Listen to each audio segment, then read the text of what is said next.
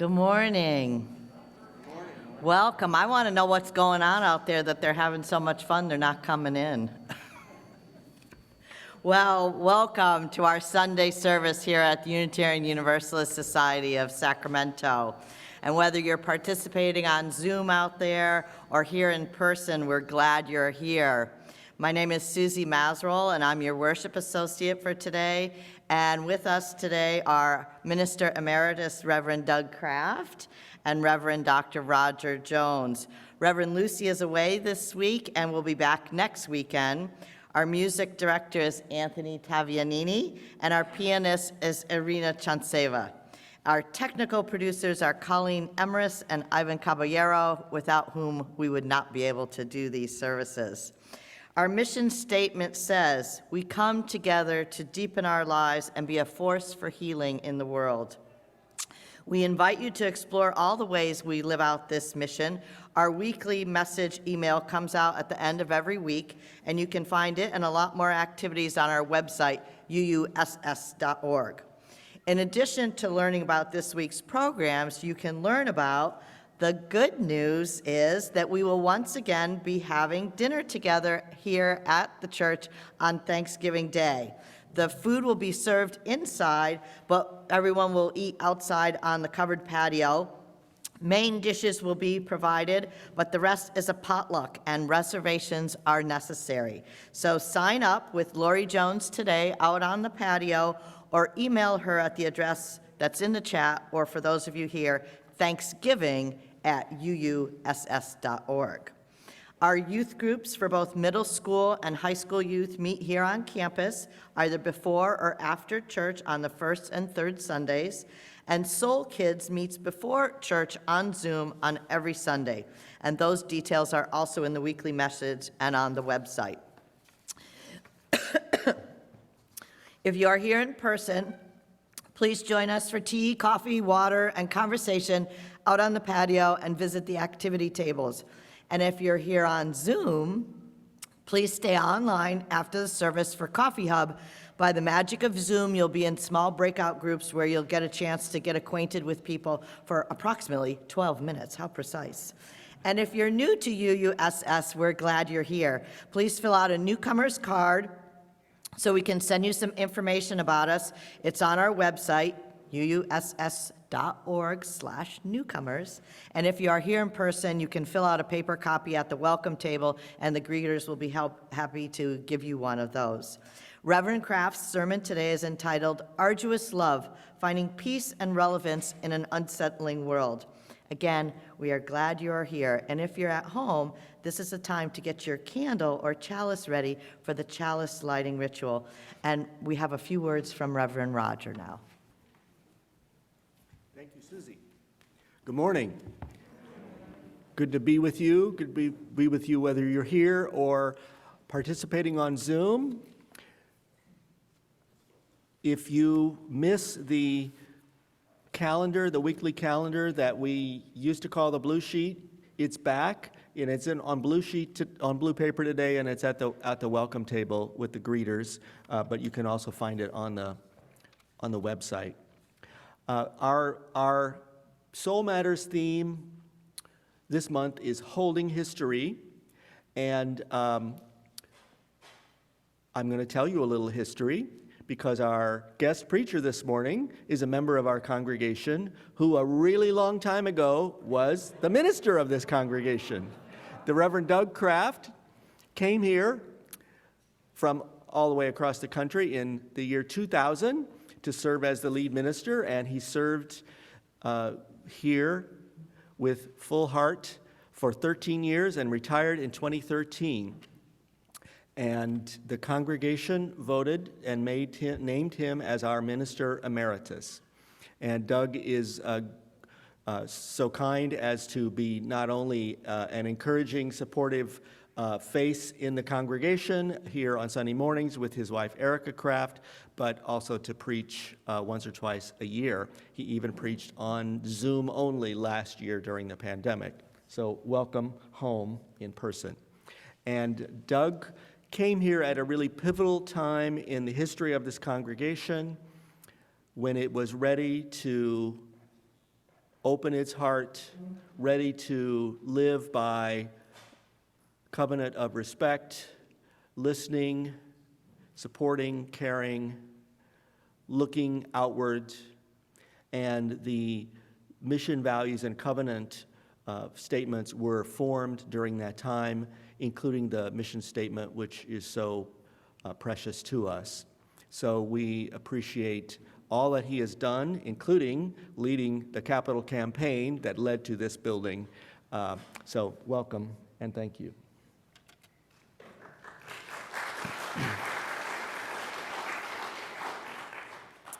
And now on the screen, you will see the words for our chalice lighting. I will read the first few sentences, and then please respond with the words in bold, which are the mission statement. The flaming chalice represents our broader Unitarian Universalist heritage and our connections to congregations across this country and around the world. Let us kindle its flame now and affirm together the mission of our own congregation here at home. We come together, deepen our lives, and be a force for healing in the world.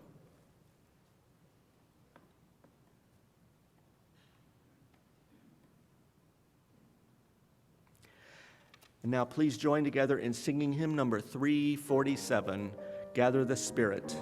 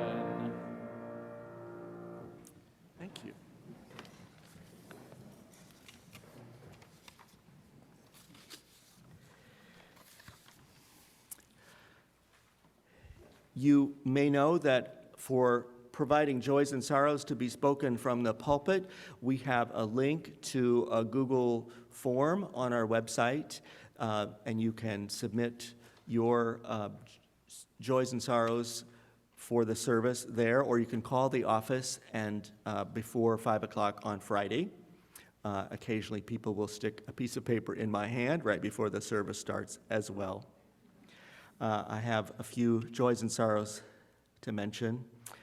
Our member Dick Taylor has told us that his niece has now has limited mobility due to a spinal injury, and he just found out that her husband will have open heart surgery 2 days before Christmas. So we send our love to Dick and to his family and offer our support. Our member Diane Dodderidge, who moved up here from Sonora several years ago, where she had been very active in the congregation, has told us that her husband, Don Thomas, has passed away. He died on Friday after a long decline with dementia. He was a good man and will be missed, and we send our condolences to Diane Dodderidge and family. Our longtime member, B. Petrocchi, died in late October after a stroke and a series of hospitalizations. B would have turned 94 years old next month on New Year's Eve. We extend our condolences to her family and to her many longtime friends here at UUSS. We have had joys expressed that COVID-19 vaccinations are now available to children above age 5 and relief.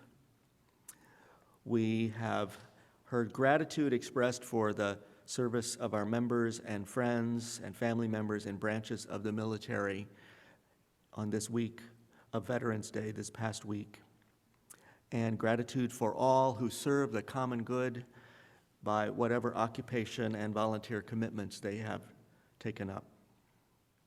And we also continue to hold in love Vivian Counts and her family on the passing of her husband, Larry. If you are on Zoom, you are welcome to use the chat to post your joys and sorrows now for one another to see, and then I will see what is posted in the chat later today. We will hear music as you do that, and you are welcome to gently move about and greet one another with your joys or sorrows as we hear the music.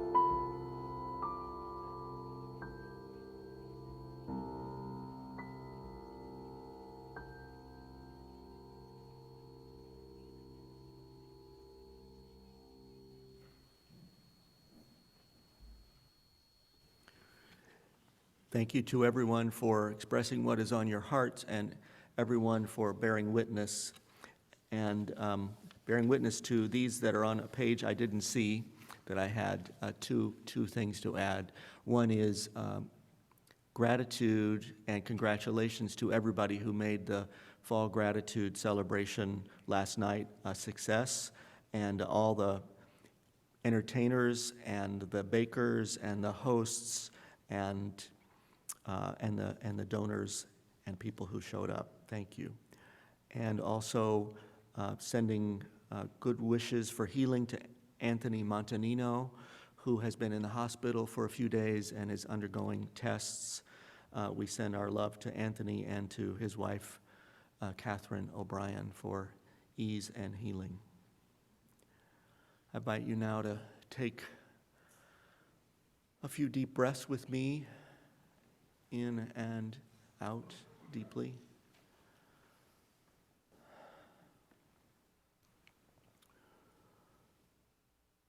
Feel your body resting, held up by the seat, by the floor, by the earth.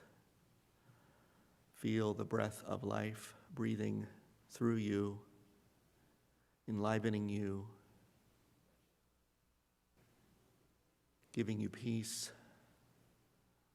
connecting you to everyone here, everyone out there, to all beings on this good earth.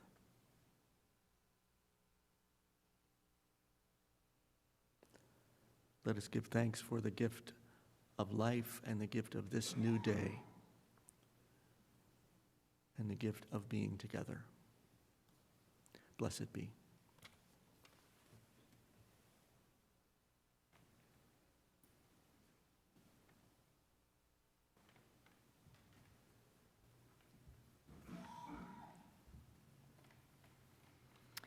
Our reading today is an excerpt from an opinion piece in the New York Times written by Tish Harrison Warren on September 26, 2021.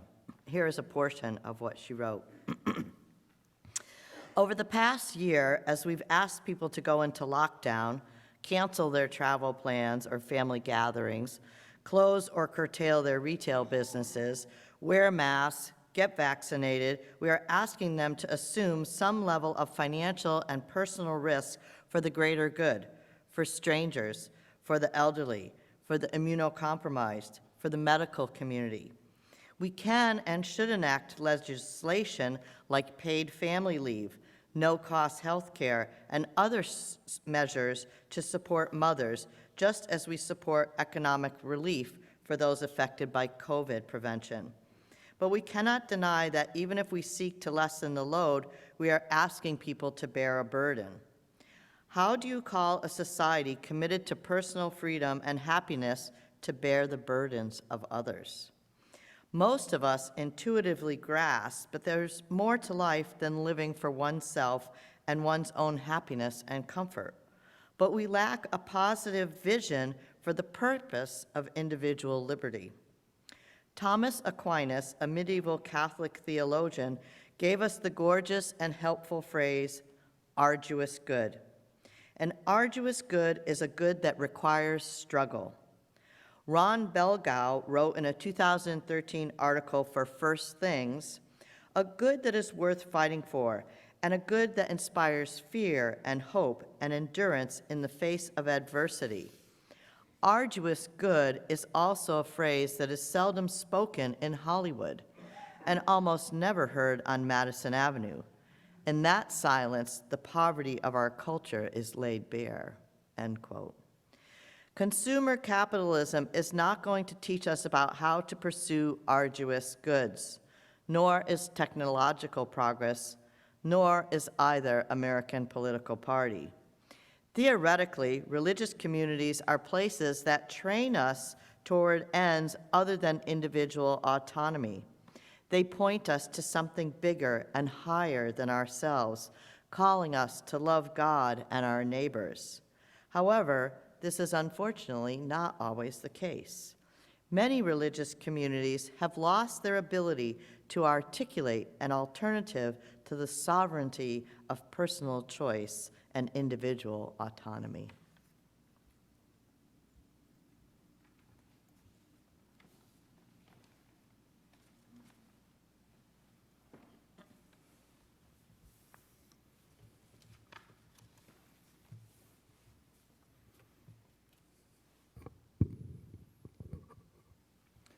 Thank you, Suzy. Thank you, Roger, for inviting me and taking care of my people. And thank you, Anthony and Irina, for all your support to the congregation, and also to me, at least, the short time that I've known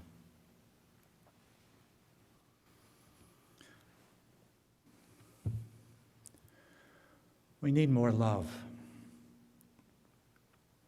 Not the static noun love, but really love as an engaging verb. My favorite description of love in action has 3 movements to it: turning towards, relaxing into, and savoring. I've talked about these 3 from the pulpit a number of times over the years, but usually in the context of meditation practice. A little bit later this morning, I want to talk about these same movements, but in the context of being engaged in the world around us at this particular moment in our history. But before we get to that, I'd like to use these in a guided meditation or contemplation.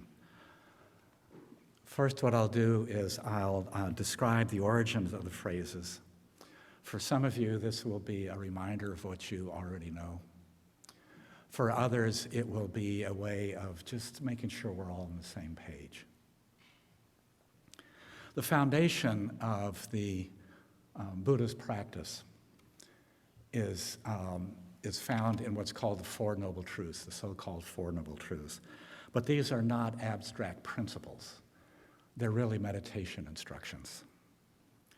And you having trouble hearing me?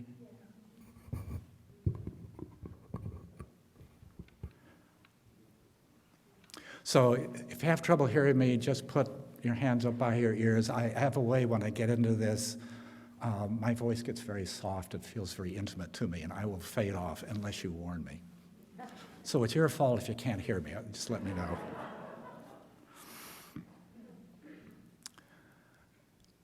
So of the Four Noble Truths, I think of the first 3, I call them the 3 essential practices. In the Buddhist text, the first essential practice is suffering is to be understood. The Buddha's primary concern, and I know one of the real primary concerns of Unitarian Universalism, is the alleviation of suffering and the cultivation of well-being in the world and all its many dimensions. When we're hurting, there is a wired-in reflex to just pull away, to turn away, to go somewhere else. This doesn't actually work over the long run. To relieve suffering, we have to turn towards it. Not necessarily to wallow in it, but to just see how suffering operates. If we want to understand a good friend, we don't need to analyze them.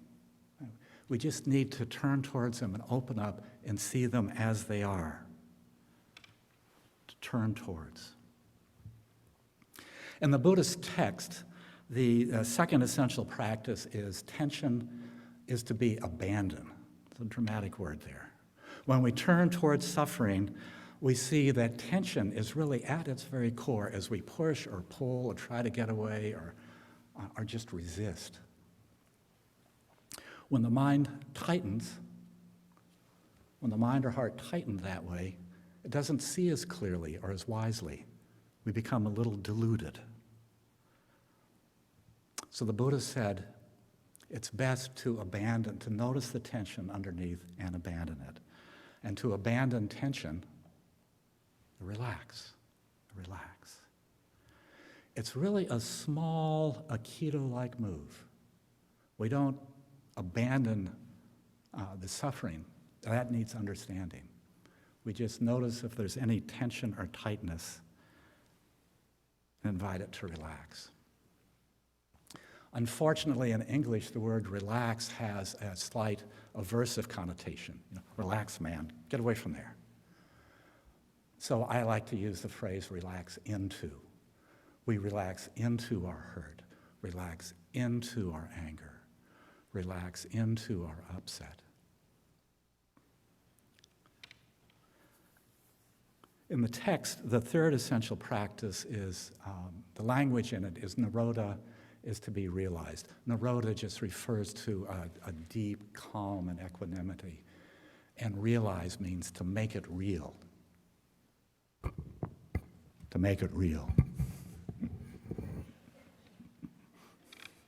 Another way to say this is that when turning towards and relaxing into, bring any kind of peace or well-being. We want to make them real by taking them in, by savoring them, by letting them soak into our bones deeply. So turning towards, relaxing into, and savoring our love at work. And they're also a way of cultivating love. And it's the kind of love that can stand up and heal in the face of difficulty, arduous love. So let's take a few moments to just work with these together. So I invite you to close your eyes or let your eyes come to rest someplace that's comfortable.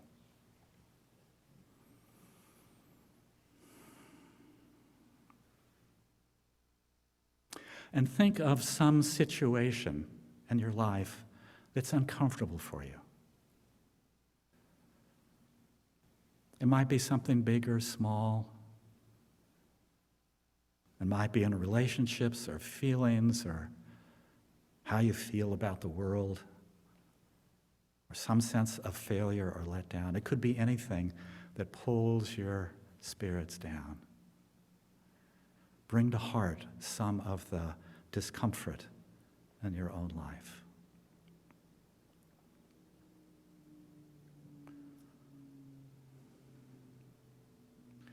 And as you do so, don't try to think or analyze it. Those can be helpful in some situations, but our thoughts are also quite gullible.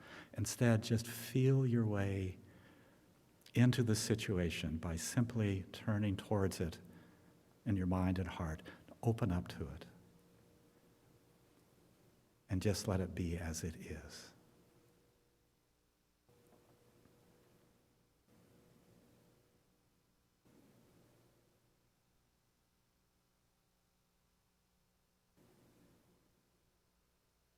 And whatever feelings come up, simply notice if there's any tension in those feelings or underneath them. Don't try to change the situation. Just notice any tension or thickness in the mind or heart and invite it to soften. Just relax into it.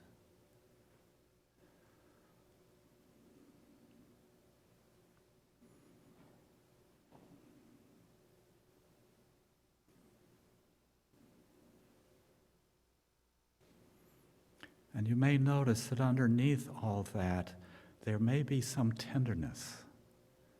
We wouldn't feel any of the hurt or difficulty if there wasn't a tenderness in us.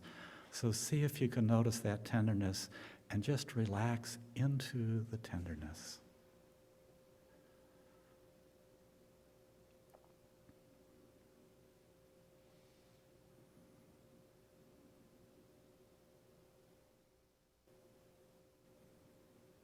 And then notice if underneath, around that tenderness, there's a quiet sense of spaciousness. Without some sense of space, we wouldn't even notice the tenderness. So relax into that spaciousness.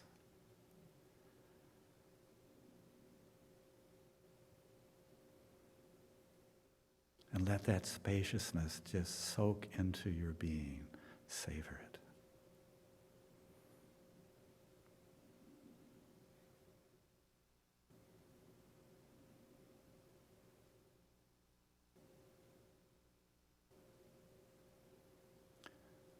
Namaste.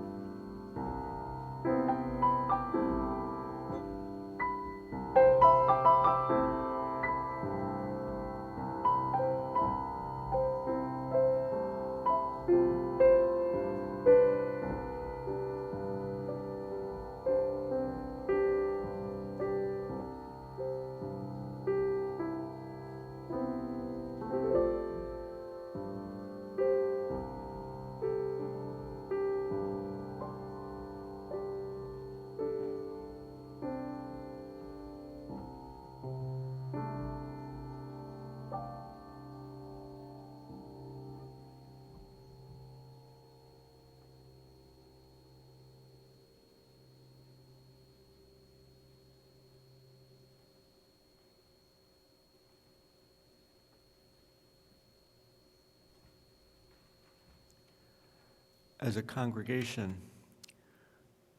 we turn toward the larger community in a number of ways, and one of them is by the practice of generosity,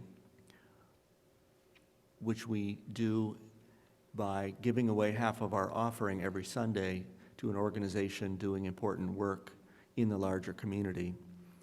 We have 12 community partners, one for each month, and for this month of November, our community partner is Sacramento Loaves and Fishes, which provides hospitality, compassion, care, food, supplies, and other survival services to homeless neighbors in the larger community.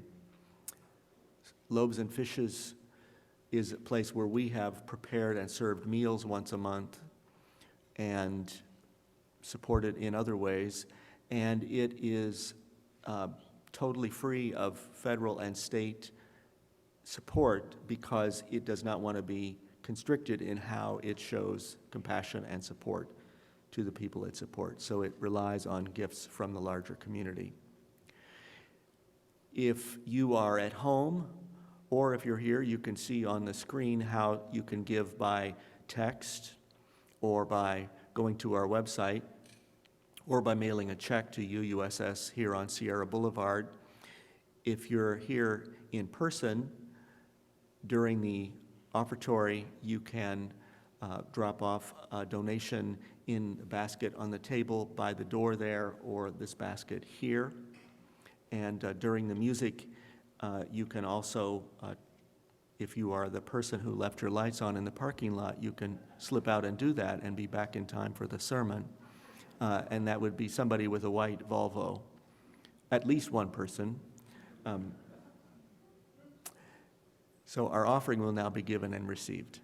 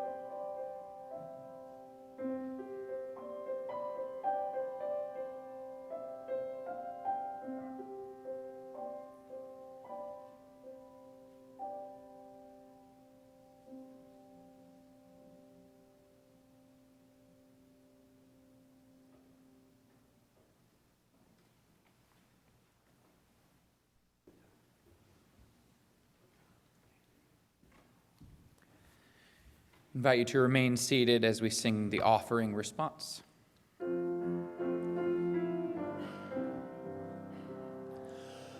May the spirit of gratitude bless and multiply all that we have, all that we give, and all that we receive.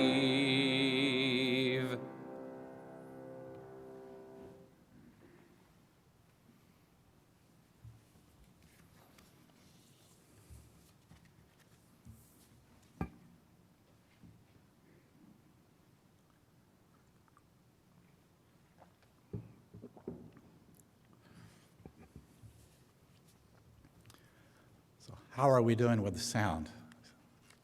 Okay. When I was in the congregation, they had a little microphone that was almost strapped to my vocal cord, and I was very grateful for it, and it was very, very bad training.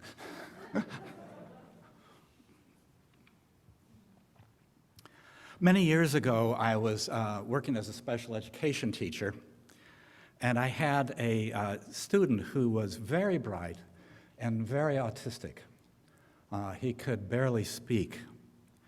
But when he did speak, he often used these pithy phrases that just made me smile. One of the phrases was, "bad reality." For example, he'd drop his sandwich on the ground, and as he looked at it, his only comment was, "bad reality." Or he wanted to go outside and play and it was raining. Bad reality. Or he broke his pencil. Bad reality. Today there are trends in our country and around the world that are bad realities, but they don't make me want to smile. For example, we are pumping so much carbon into the atmosphere that each of the last 5 years have been one of the warmest on record. A tiny rise in the average global temperature may not seem like a big deal, and in and of itself it's not, but heat is energy. And when you get even a small amount of extra energy into the weather system, we get more energetic and unstable weather. Bigger hurricanes, flooding, what they call those cyclone bombs, atmospheric rivers, droughts, wildfires, and just extreme weathers of all kind. Bad realities. Bad realities.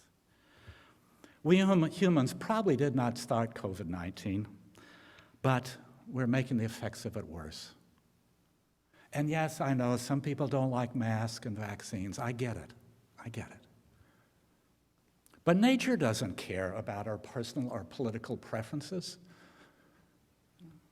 As the teacher Byron Katie is fond of saying, when you fight reality, you lose, but only 100% of the time.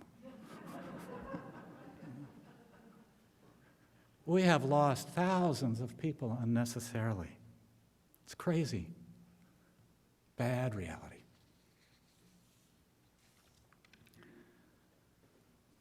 Speaking of crazy, when we are relaxed and calm and open, our minds are clear and very perceptive.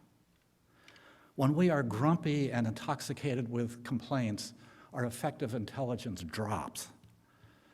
We become a little crazy. And when we focus on blaming others more than finding common solutions, we just become stupider. Grievance politics feeds this downward spiral from democracy towards autocracy and political gridlock. Bad realities.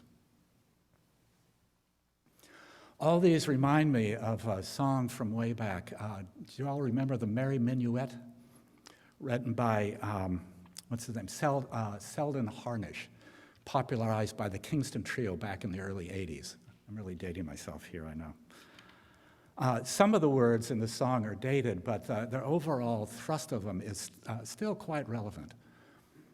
So the opening part of the lyrics go, they're rioting in Africa, they're starving in Spain, There's hurricanes in Florida, and Texas needs rain. The whole world is festering with unhappy souls. The French hate the Germans hate the Poles. Italians hate Yugoslavs, South Africans hate the Dutch. And I don't like anybody very much. Bad realities. So as I said, this morning I would like to talk about Arduous Love, which is related to Thomas Aquinas' Arduous Good, only it's a little bit more actively engaged. The various bad realities that we are facing now do have solutions, and there are many people who are approaching these with creativity, imagination, innovation, technology, lifestyle changes, and on and on. But behind all the specific issues, we need more arduous love. With more love, it would just be easier to find solutions to these. Even so, the work can be hard. It can be hard. So arduous love is more than a flowery sentiment. The Latin word for heart is cor, and cor is also the root of our word courage. So arduous love is an outflowing of the heart, which is grounded in the real world, that sees our beauty without being blinded to our imperfections. It's not faint-hearted, and it has the courage to act persistently, even when the going is rough. A shorthand for arduous love is an open heart and good boundaries. Having the compassion to see deeply who other people really are underneath it all. And at the same time, being willing to take sharp objects out of people's hands if they're hurting others or hurting us. We need both of those together. Arduous love is the core of Jesus' teaching. Love thy neighbor as thyself. It's the core of a lot of the Buddhist teaching. Hatred is never assuaged by hatred alone, only by love. That's the eternal rule. And Roger and Lucy return to this theme of love often, and rightfully so. As I said, we need love that is not a thing, but love as a way of engaging. And that this love has these three movements I talked about: turning towards, relaxing into, and savoring. So I'd like to take an illustrative example of this, the issues we're facing. Grievance politics. Grievance politics. In our larger collective, grievance politics is what in an individual would be called a narcissistic borderline disorder. And to treat a narcissist, you need an open heart and good boundaries, and arduous love. But before I get into the psychological parallels, it might be helpful to just unpack grievance politics itself. I think it is incredibly dangerous. And part of the reason it's so dangerous, it is really the opposite of love. Rather than understand suffering, it looks for someone to blame. Rather than relaxing into tension, it tries to fan the flames. Rather than savoring the good stuff, it tries to find a wound to poke. Rather than open-heartedness and respectful boundaries, it spawns conspiracy theories. For example, just consider Cyber Ninja. You remember Cyber Ninja? As I was first gathering my thoughts for this sermon, they were making their final report.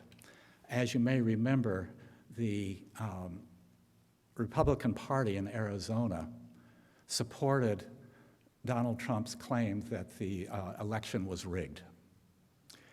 And so they hired Cyber Ninja to do an audit of the elections there in Arizona. Cyber Ninja had no experience with elections whatsoever, but they were supportive of Trump's grievances. So they stumbled around for about 5 months and finally came back and made their final report to the legislature. The news commentator, Rachel Maddow, called that report an own goal. Own goal is a soccer term which refers to accidentally scoring a point for your opponent by kicking the ball into your own goal. And she showed a little clip of an actual soccer game where the goalie went and picked up the ball and kicked it high and long downfield, but there was a huge headwind. And so the ball flew through the air and stopped midair, and it was blown back into their own goal, scoring a point for the other guys. Bad reality. Cyber Ninja reported that Biden had actually won the election by a little more than the official tally. All right, about 100 more votes for Biden and about 200 less for Donald Trump. Own goal. However, when they made their report, they just smiled happily, skipped lightly over their factual findings, and went on to elaborate new unsubstantiated theories about how Trump probably did win, even though their count showed that he hadn't. I could feel my head spin. And this reminded me of what my old therapist and mentor had said about narcissistic borderline people. She said, they don't sound crazy. Each sentence that they put together sounds clear and lucid and rational, but the conclusions they draw make your head spin. She even said that when she was talking to a client, if she could feel the imprint of her chair on her back, she knew she was dealing with a borderline. Whoa. At a rally that night, Trump said to a large crowd that the recount had shown that he had won by a large margin, and everyone cheered. It was a bald lie. I could feel the imprint of the chair on my back.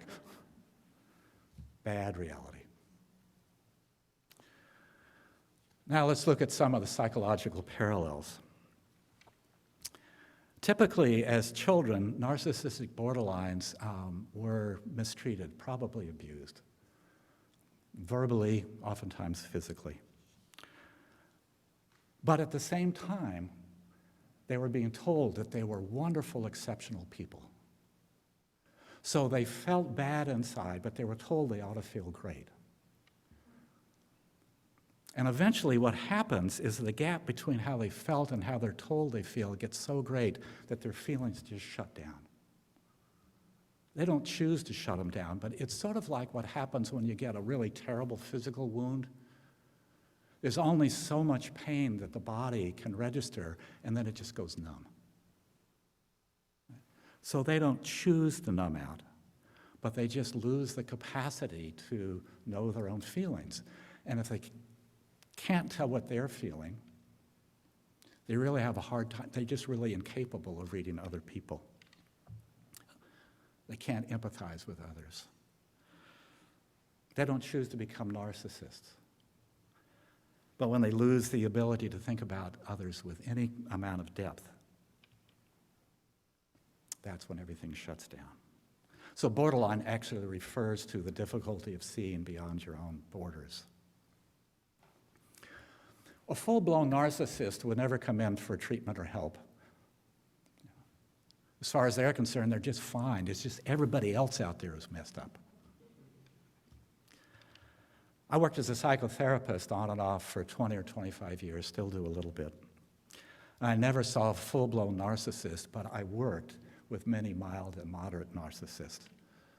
And it takes a long time. It takes a long time to develop a therapeutic relationship. And during that time, there's in big and small ways, they're always testing my boundaries. Like they might show up 15 minutes late for an appointment and expect to get an hour. And I would have to explain heartfully and clearly that no, I have another client coming in, and yes, you'll be responsible for paying for the full hour. If I was too harsh, they would leave. And if I was too soft and didn't hold those boundaries, they would get bored and leave. So that's arduous love. You really have to see the light in them genuinely and see the difficulty and the pain and hold to it. And if I did that long enough, eventually we would settle in and the underlying trauma would start to surface. And when they started to grieve what had happened to them in the past, then I know that the deep healing had begun. That's an open heart and good boundaries. Arduous love. With that background, let's go back to grievance politics. These days, there are fewer agreed upon facts. We all look towards sources of news that agree with our particular biases. And as we've seen recently, all too clearly, social media tend to send different information to different people, catering to their whatever grievances they're most vulnerable to. Let me be clear about this. I'm not saying that I think anybody with political grievances or grievances of any kind necessarily has a thought disorder. I just don't think that's true. But if different people have different information, then as a collective, as a society, we have an information disorder. And its effects are quite dramatic. They are equivalent to narcissistic borderline society, where we're less likely to have empathetic thoughts for people who hold views different than ours, and more likely to think that they are crazy.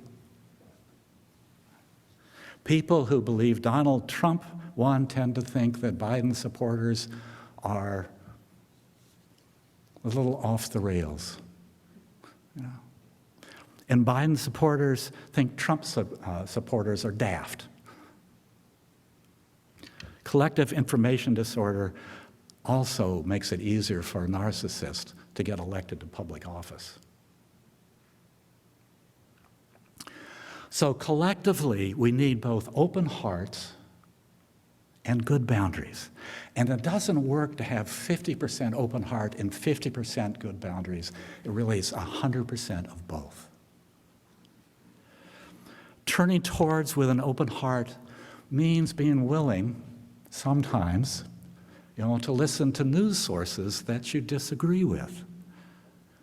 And even if the rhetoric is thick, as you listen to that, to try to imagine how someone else might, who has views different than you, how someone else might receive that information.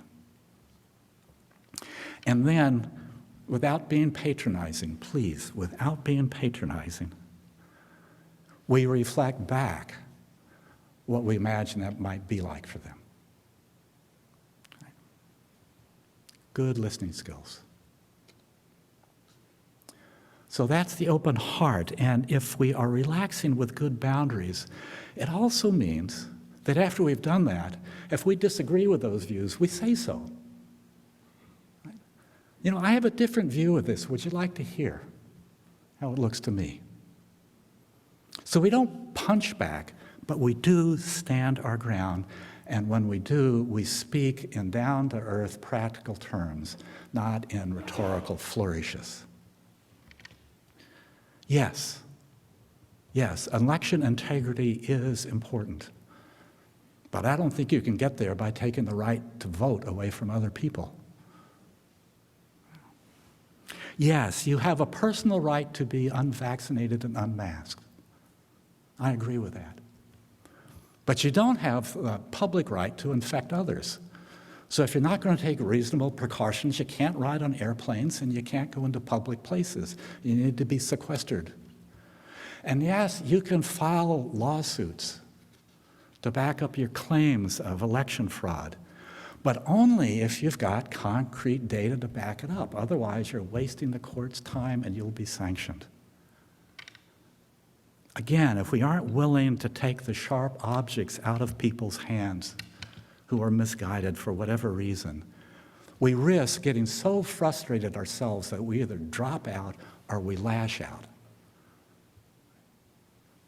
Not helpful, not helpful. And by letting others get away with hurting the innocent, we're actually enabling some of that harm. Not helpful. Bad realities. Personal freedom and responsibility go hand in hand. So we support both. Arduous love includes this turning towards with an open heart and relaxing into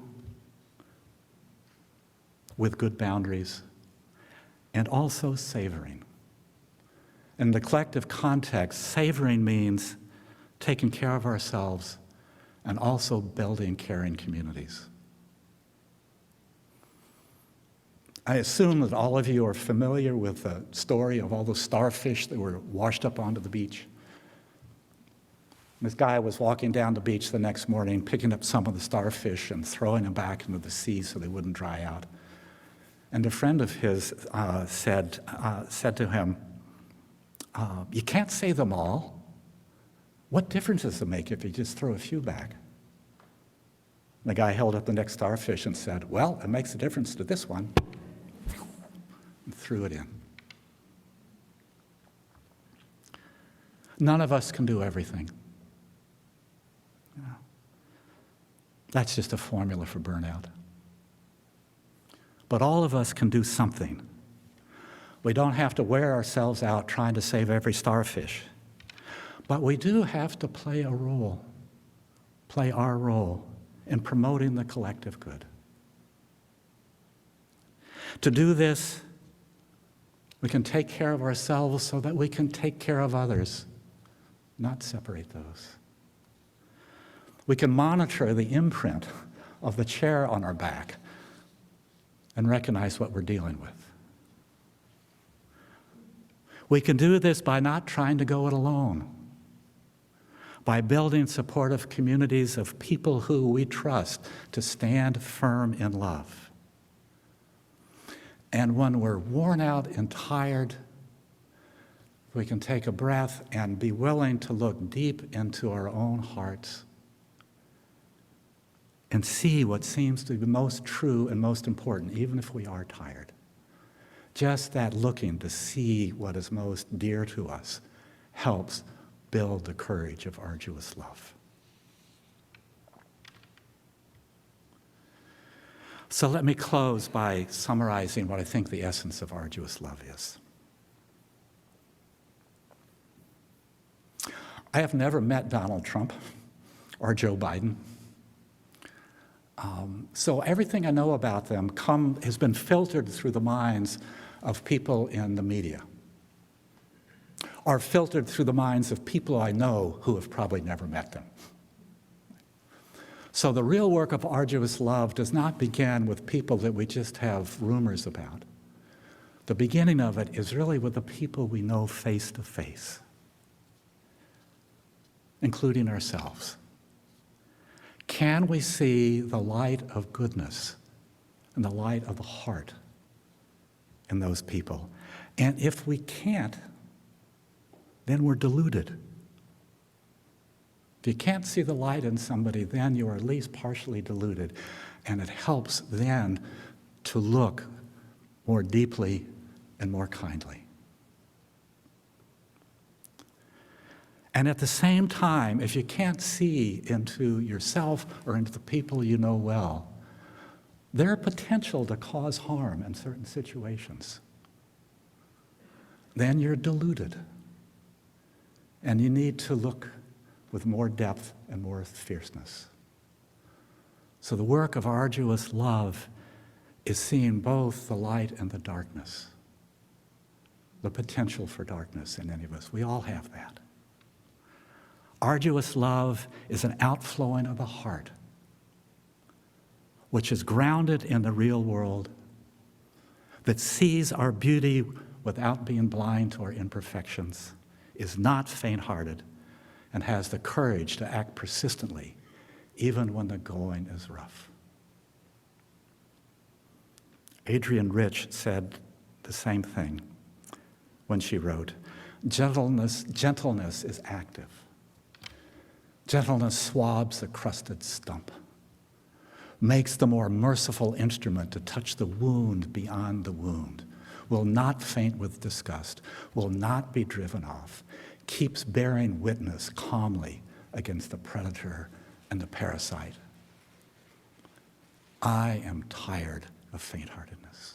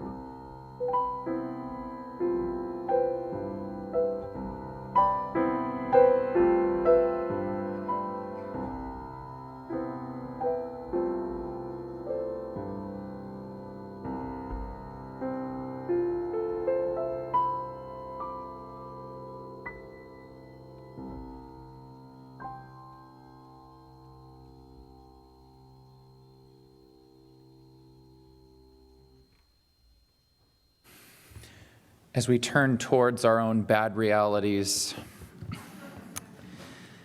relax into our personal challenges and the challenges of others, and savor the opportunities to make genuine human connections we need in order to extend the arduous love. Let's lift as a prayer the Spirit of Life, number 123. Please stand and join us.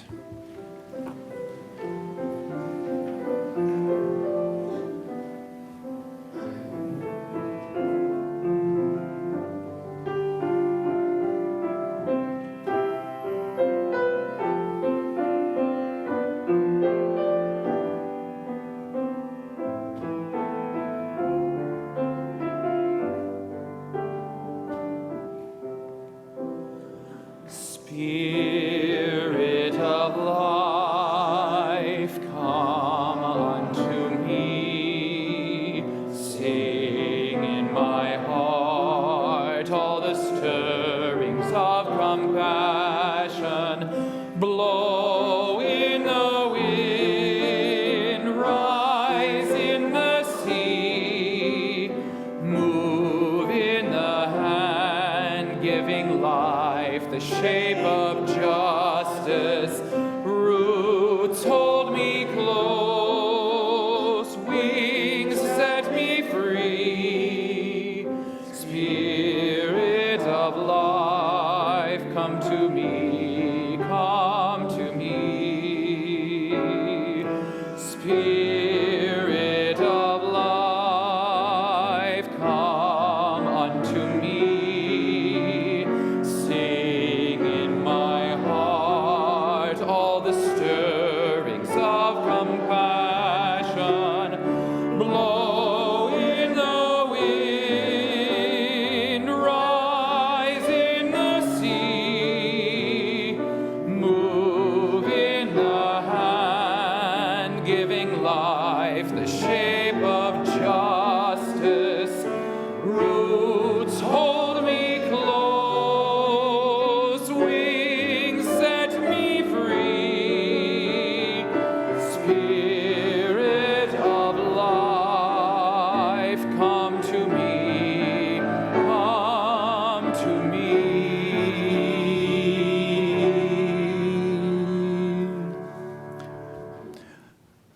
bow to Roger and Lucy, who, despite the limitations of what any one of us can do, keep showing up day after day, week after week, month after month.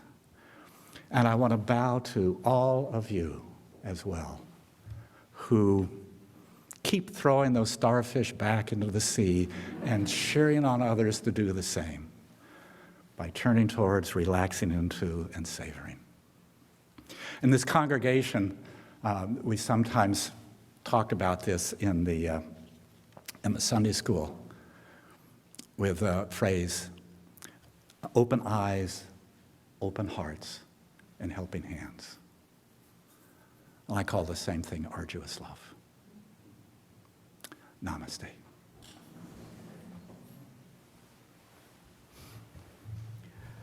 We extinguish these chalice flames, but not the light of truth, the warmth of love, or the fire of commitment. These we carry in our hearts until we're together again.